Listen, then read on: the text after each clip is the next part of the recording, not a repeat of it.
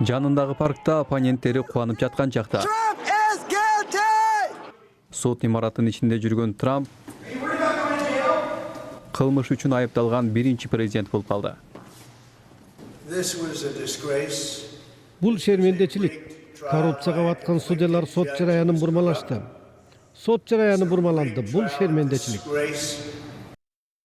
Деген менен аны күнөөлүү деп тапкан сот арачылар болду.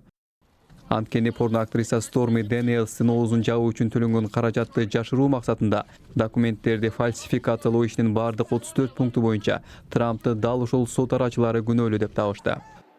Соттун чечимине Трамптын тарапташтары нааразы гана болушту. Алар мунун баары саясий максатта жасалганын айтышат. Алар таасирдүү оппоненттен коркушат, анткени утулуп каларын билишет. Бирок чечимди катардагы 12 Нью-Йорктук жердешиңиз кабыл алды да. Ал жерде саясий мандем жокку дейм. Судьялар сатылган деп айткым келбейт. Бирок ким билет? Ким билет? Трамптын тарапташтары үмүт үзбөй, мындай эч бири көңүлүн да чөктүрбөй турушат. Көрүп турганыңыздай, бул жерге көптөгөн полиция офицерлери да тартылган. Учурда Америка белгисиз багытка түшкөндүктөн, келечекте кандай реакция болот деген чоң суроо пайда болууда.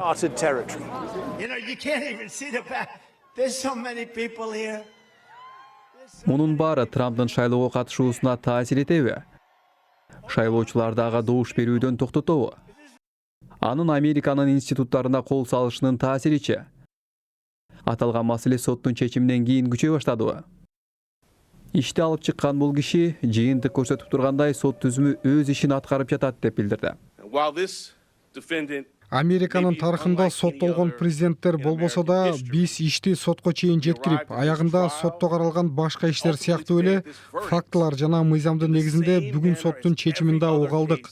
Биз ага коркпостон же эч кандай кызыкчылыксыз эле жетише алдык. Анын пикирине миллиондогондор кошулса, миллиондогондор макул эмес. Сот өкүмү июлдун башында чыгат. Эксперттердин айтымында Трамп абакка кесилбейт.